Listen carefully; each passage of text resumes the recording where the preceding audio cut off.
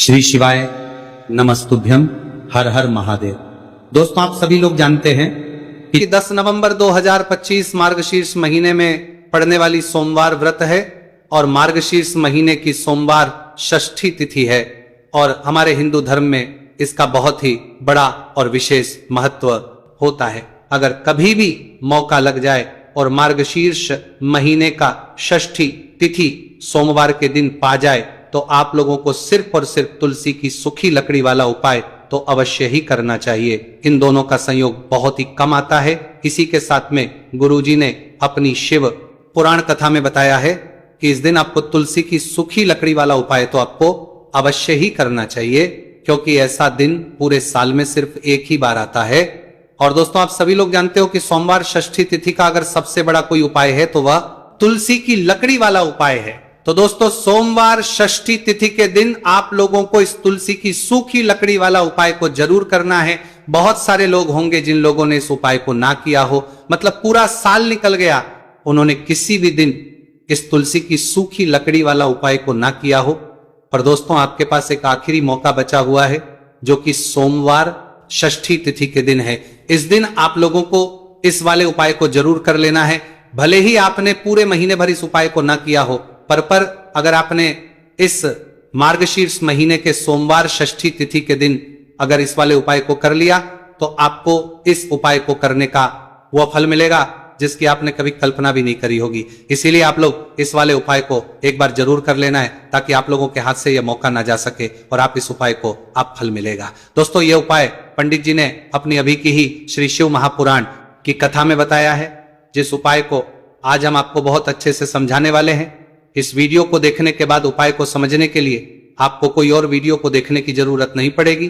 तो चलिए दोस्तों, उपाय को शुरू करते हैं। देखिए, ये इस मार्गशीर्ष महीने सोमवार षष्ठी तिथि के दिन ये इतना खास होता है, इतना महत्वपूर्ण होता है।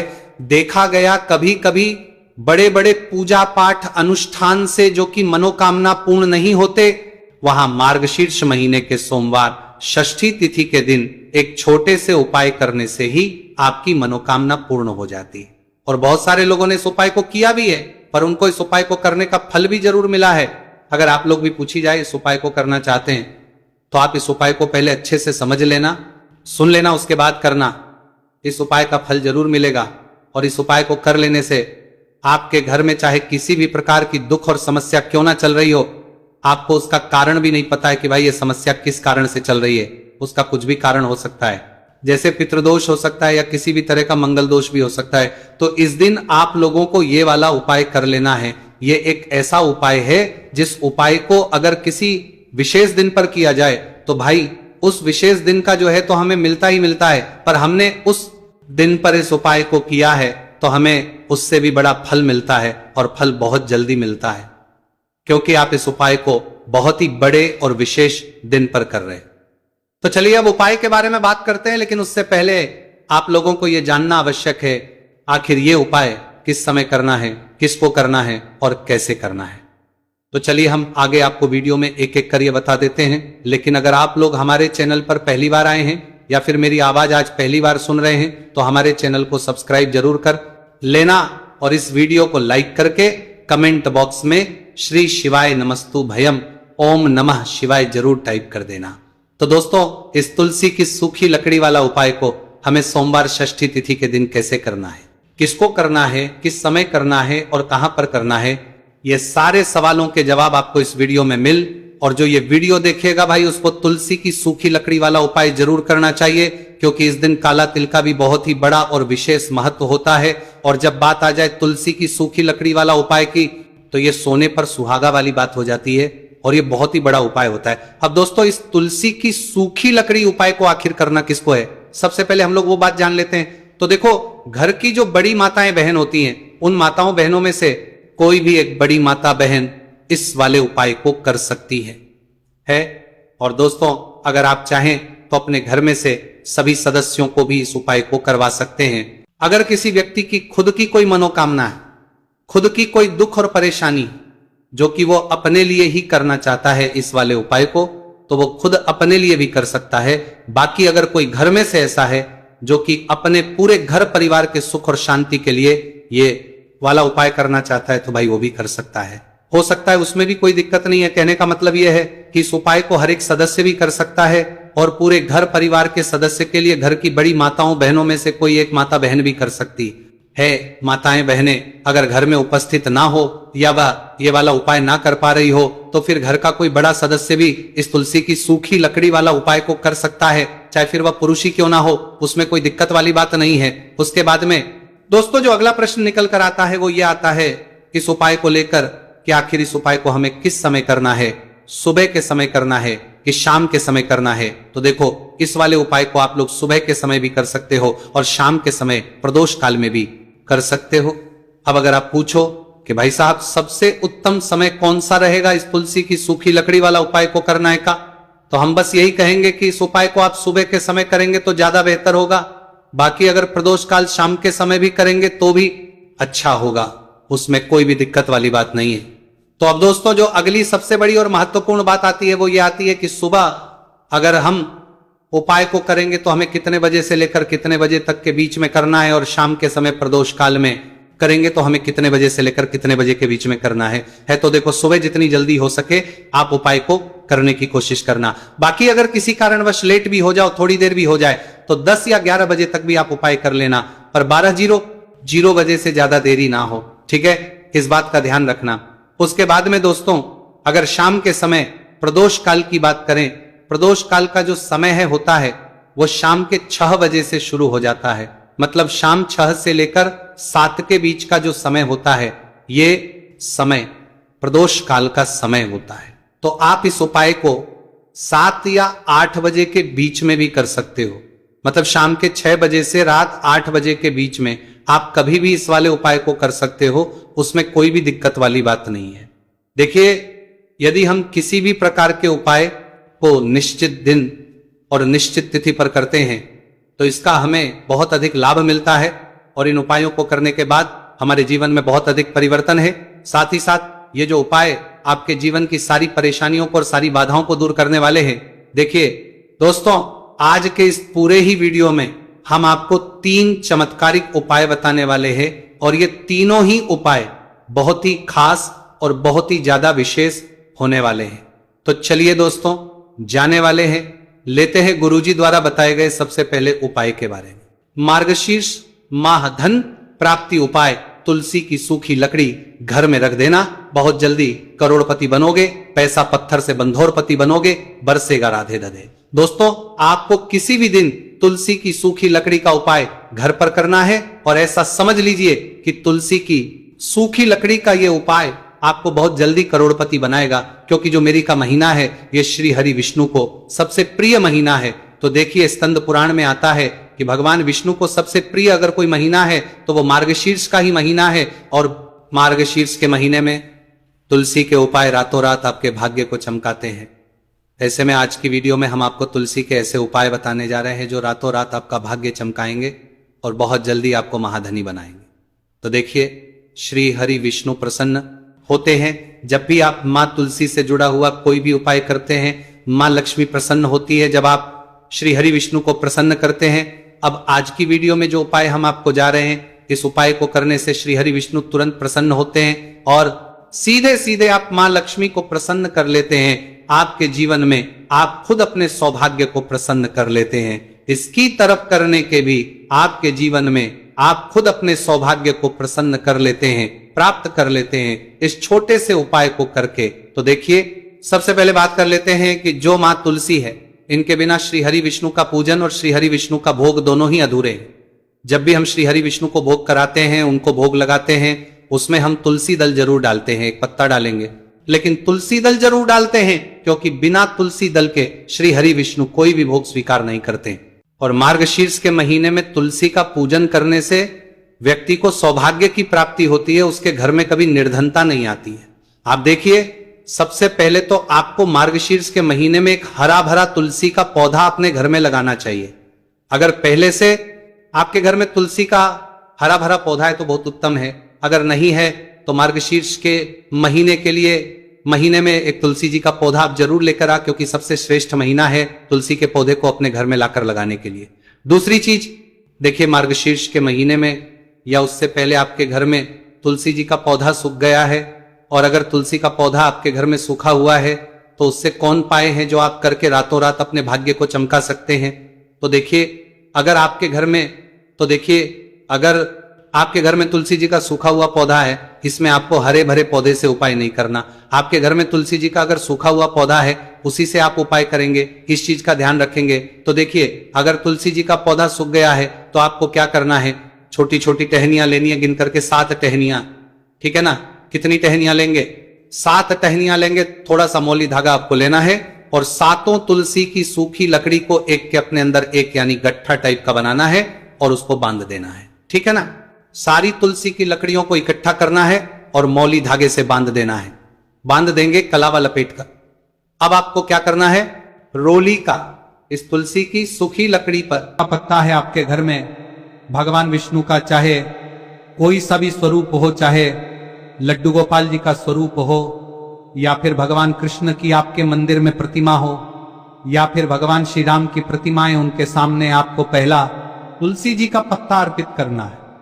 अब देखिए दोस्तों, आपके पास जो 2 तुलसी जी के पत्ते हैं और आपके पास जो एक दीपक है, इन्हें आपको लेकर के पहुंचना है अपने ही घर में तुलसी जी के पौधे के पास में। देखिए, सबसे पहले तो आपके पास जो 2 तुलसी जी के पत्ते हैं, उन पर भी आपको हल्दी की एक एक बिंदी लगानी है और उन दोनों ही तुलसी जी के पत्तों को आपको अपने घर में तुलसी जी के पौधे के वहां पर ही अर्पित कर देने हैं। और इस प्रकार से ये दोनों पत्ते भी तुलसी जी के पौधे के पास में अर्पित करने के बाद अंत में जो आपके पास एक लंबी बाती का दीपक है, इसे आपको तुलसी जी के पौधे के पास में ही प्रज्वलित कर देना है। जो भी व्यक्ति अपने ही घर पर इस प्रकार से तुलसी जी के 3 पत्तों का यह उपाय कर लेता है तो उसका परिवार हमेशा खुश रहता है, उसके परिवार में कभी भी कोई भी संकट उत्पन्न नहीं होता है, और यदि आपके घर में जो भी ग्रह क्लेश है वह भी समाप्त होते हैं। तो इस प्रकार से यह सुंदर सा उपाय करना है। अब बात करते हैं अगले उपाय की। देखो, यदि आपके जीवन में आर्थिक संकट बहुत अधिक हो रहे हैं, धन की समस्या लगातार जीवन में बनी हुई है, एक एक रुपयों को प्राप्त करने के लिए आपको बहुत अधिक मेहनत कर रहे हैं, तो आज रात्रि में सोने से पहले आपको हो यह चमत्कारी दीपक का उपाय अवश्य करना है। या फिर यदि आपका जो व्यापार है, बिजनेस है, दुकान है, वह अच्छे से नहीं चल पा रही है, तो आज रात्रि में इस विशेष दीपक का उपाय आपको अवश्य करना चाहिए। देखो दोस्तों, दीपक हमारे घर में सभी नकारात्मक शक्ति को बाहर करता है। यह उपाय आपको साल में केवल एक बार करने का ही मौका मिलता है। देखिए, इस उपाय के लिए आपको तुलसी जी की जो सूखी लकड़ी होती है उसे ले लेना है। देखिए दोस्तों, यदि आपके पास पुरानी तुलसी जी की लकड़ी है तो उसे आप ले सकते हैं, और यदि आपके घर में तुलसी जी जो लकड़ी है वह सूखी हुई है तो उसकी लकड़ी आप तोड़ के इस्तेमाल कर सकते हैं। लेकिन आपको ध्यान रखना है कि सूर्यास्त से पहले पहले ही आपको ये जो तुलसी जी की लकड़ी है इसे अवश्य ही तोड़ लेना है। तो इस उपाय के लिए आपको सबसे पहले तो एक मिट्टी का दीपक लेना होगा, चाहे तो आटे का दीपक भी ले सके, क्योंकि आटे का दीपक सभी दीपक में सर्वोत्तम माना गया है। इस दीपक के अंदर आपको शुद्ध घी का प्रयोग करना होगा, और इससे दीपक के अंदर आपने जो तुलसी जी की लकड़ी ली है उसे भी रख देना है। लेकिन ये जो तुलसी जी की लकड़ी है, इसमें आपको चारों तरफ अच्छे से घी लगा लेना है। देखिए, गुरु जी ने बताया है कि जो तुलसी जी की लकड़ी है, यदि आप उपाय करते हैं और बहुत ही शीघ्रता से जल जाती है, तो इसके लिए आपको एक कार्य करना है। आपको थोड़ी सी रुई ले लेनी है, और उस रुई को आपने जो तुलसी जी की लकड़ी ली है उस पर अच्छे से चारों तरफ लपेट देनी। तुलसी जी की लकड़ी के ऊपर रुई लपेटने के बाद इसे आपको पूरा घी के अंदर डुबो लेना है। अब इसे आपको बाती के रूप में प्रयोग करना है। अब दोस्तों, इस दीपक को आपको प्रज्वलित कहां करना है? तो इस दीपक को आपको या तो भगवान विष्णु के सामने प्रज्वलित करना होगा, या फिर आपको भगवान श्री राम के सामने प्रज्वलित करना होगा, या फिर भगवान कृष्ण के सामने, यानी कि भगवान विष्णु के जो भी अवतार हैं उनके सामने आप ये दीपक प्रज्वलित कर सकते हैं। या फिर आप इस दीपक को माता तुलसी जी के सामने भी प्रज्वलित कर सकते हैं। पूज्य गुरु जी ने बताया है कि जो भी व्यक्ति इस प्रकार से तुलसी जी की डंडी से या दीप दान कर देता है, उसके जीवन में कभी भी धन की समस्या नहीं होती है। इसीलिए आपको यह पूरे साल में केवल एक बार ही मौका मिलता है। इस उपाय को करके देखना, आपकी सभी इच्छाएं जरूर पूर्ण होंगी। ये जो उपाय है रात्रि में सोने से पहले करना है। ये उपाय आपके लिए सर्वश्रेष्ठ होने वाला है। देखिए, इस उपाय के लिए आपको मात्र 5 हरे मूंग के दाने ले लेना है। देखिए, तिथि है और ये सोमवार के दिन पड़ रही है, इसीलिए आपको 5 हरे मूंग के दाने लेना है। हरे मूंग के दाने आपको साबुत लेने हैं, खंडित नहीं होने चाहिए, इस बात का ध्यान रखें। और इसी के साथ में आपको एक तांबे के पात्र के अंदर अपने घर से शुद्ध जल ले लेना है। अब दोस्तों, इन सभी सामग्रियों को लेकर के आपको सीधे पहुंच जाना है भगवान शिव के मंदिर में। देखिए, इस उपाय को भी आप सुबह भी कर सकते हैं और शाम के समय में भी कर सकते हैं। देखिए, भगवान शिव के मंदिर में पहुंचने के बाद आपके पास जो 5 हरे मूंग हैं, उनमें से पहला जो हरा मूंग है, आपको शिवलिंग के सामने जो नंदी महाराज होते हैं और उनका जो पैर उठा हुआ होता है, वहां पर आपको पहला हरा मूंग समर्पित कर देना है और आपको ओम नमः शिवाय इस मंत्र का जाप कर लेना है। फिर आपको दूसरा हरा मूंग लेना है और शिवलिंग पर जो श्री गणेश जी वाला स्थान होता, वहां पर आपको यह दूसरा हरा मूंग समर्पित कर देना है। यानी कि शिवलिंग के सीधे तरफ आपको यह दूसरा हरा मूंग समर्पित करना है और फिर आपको ओम नमः शिवाय या फिर श्री गणेशाय नमः इस मंत्र का जाप कर लेना है।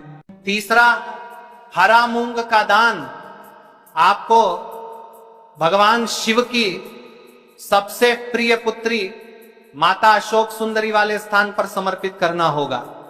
शिवलिंग की जो जलाधारी होती है, जहां से जल बह के आता है, उसी जलाधारी के बीच में जो कहीं ना कहीं उठी हुई लाइन होती है सांप की आकृति के रूप में, वहीं पर आपको तीसरा हरा मूंग समर्पित करना है और फिर आपको ओम नमः शिवाय इस मंत्र का जाप कर लेना है।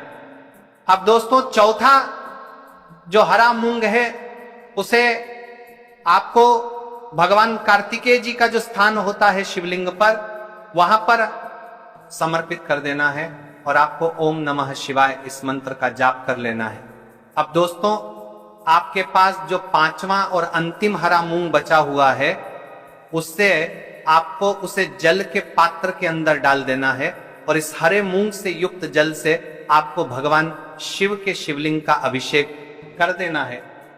जल आपको बिल्कुल धीरे धीरे समर्पित करते जाना है और लगातार आपको शिव महापुराण के मूल मंत्र श्री शिवाय नमस्तुभ्यम इस मंत्र का जाप करते रहना है। फिर आपको शिवलिंग के सामने बैठकर, यदि आप अपने बच्चों के लिए ये उपाय कर रहे हैं, यदि आप अपने बच्चों की बुद्धि, ज्ञान और विवेक के लिए उपाय कर रहे हैं, तो उसके लिए आपको प्रार्थना कर लेनी है। या फिर व्यापार में वृद्धि करने के लिए ये उपाय कर रहे हैं, तो उसकी कामना करते हुए आपको प्रार्थना कर लेनी है। या फिर अपनी नौकरी के लिए कर रहे हैं, या फिर अपने इंटरव्यू के लिए, या फिर धन की प्राप्ति के लिए कर रहे हैं, जिस भी कामना के लिए आप उपाय कर रहे हैं, उसे परिपूर्ण करने के लिए आपको महादेव से प्रार्थना कर लेनी है और फिर आपको वापस अपने घर आ जाना है। पूज्य गुरु जी ने कहा है कि जो भी व्यक्ति इस उपाय को कर लेता है, तो यकीन मानिए आपके जीवन की जो सारे संकट, कष्ट और बाधाएं हैं, वह सभी समाप्त होंगे। आप दोस्तों, हम जान लेते हैं चौथे चमत्कारी उपाय के बारे में, लेकिन यह उपाय विशेषकर उन लोगों को करना है जिनका व्यापार बिल्कुल भी ढंग से नहीं चल पा रहा है, या फिर जिनके घर में धन की परेशानी बहुत अधिक है, साथ ही साथ जिनका जो बुध ग्रह है वह कमजोर अवस्था में है, तो उन्हें यह उपाय करना चाहिए। बुध ग्रह को मजबूत करने के लिए आपको विशेषकर यह उपाय करना है। देखिए, इस उपाय के लिए आपको मात्र एक प्यारी सी बेलपत्र लेनी होगी। बेलपत्र जो है वह कहीं से भी खंडित नहीं होनी चाहिए। बेलपत्र यदि आपको प्राप्त नहीं हो पाती है, तो आप भगवान शिव के शिवलिंग पर चढ़ी हुई बेलपत्र को पुण्य शुद्ध जल से धोकर के उपयोग कर सकते हैं। इसी के साथ में आपको मात्र एक हरा मूंग लेना है। हरा मूंग भी आपको साबुत लेना है, खंडित नहीं होना चाहिए। और इसी के साथ में आपको एक तांबे के पात्र के अंदर शुद्ध जल लेना होगा। आप देखिए, ये तीनों सामग्री लेकर के आपको सीधे पहुंचना होगा भगवान शिव के मंदिर में। ये उपाय आप सुबह से लेकर के शाम तक किसी भी समय कर सकते हैं। देखिए, सबसे पहले तो आपके पास जो एक बेलपत्र है, उससे आपकी जो भी कामना है, चाहे व्यापार से जुड़ी हो, बुद्धि ज्ञान विवेक की प्राप्ति के लिए हो, आपके घर में सुख शांति को लेकर आपकी कोई कामना हो, जो भी आपकी कामना है उन्हें आपको बोलना है। और यह जो एक बेलपत्र है, सबसे पहले तो आपको माता अशोक सुंदरी वाले स्थान पर समर्पित कर देनी है। देखें, बेलपत्र की चिकनी साइड शिवलिंग से स्पर्श रहेंगे और इसकी जो डंडी है वहां आपको जलाधारी की ओर रखनी है। इस प्रकार से आपको ये जो बेलपत्र है, इससे माता अशोक सुंदरी वाले स्थान पर समर्पित कर देना है। अब दोस्तों, आपके पास जो एक हरा मूंग का दाना है, उससे आपको आपकी जो भी कामना है उसे बोलते हुए उस हरे मूंग दाने को आपको उसे जल पात्र के अंदर डाल देना है। अब दोस्तों, ये जो हरा मूंग युक्त जल है, इसे आपको समर्पित करना है। आपकी जो भी कामना है, चाहे आपका जो व्यापार है वह अच्छे से नहीं चल पा रहा है, तो इस प्रकार से आपको कामना करनी है। अगर वह नहीं है तो कोई भी देसी घी इस्तेमाल कर सकते हैं, जिससे आपको दीपक प्रज्वलित करना है। देखो, अब ये सब सामग्री लेकर आपको जाना है। प्रदोष काल में आपके घर पर तुलसी जी के घेरे के पास में देखो, ये उपाय तो आपको अवश्य करना है।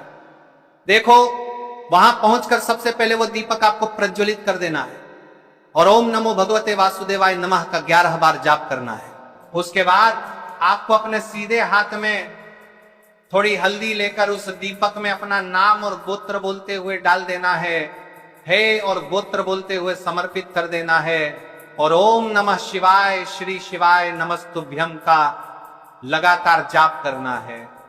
अब आपको जो एक लौटा जल साथ में लेकर आए थे, उसे धीरे धीरे बेलपत्र और चावल दाने के ठीक ऊपर आपको समर्पित करते जाना है और शिव पुराण के मूल मंत्र श्री शिवाय नमस्तुभ्यम का 11 बार जाप करना है और अपनी मनोकामना बोलते जाना है। देखो, बस छोटा सा उपाय करना है, देखना एक दिन आपके सब काम बनने लग जाए। अगर आपको जानकारी अच्छी लगी हो तो वीडियो लाइक करिएगा। मिलते हैं फिर एक नए वीडियो के साथ।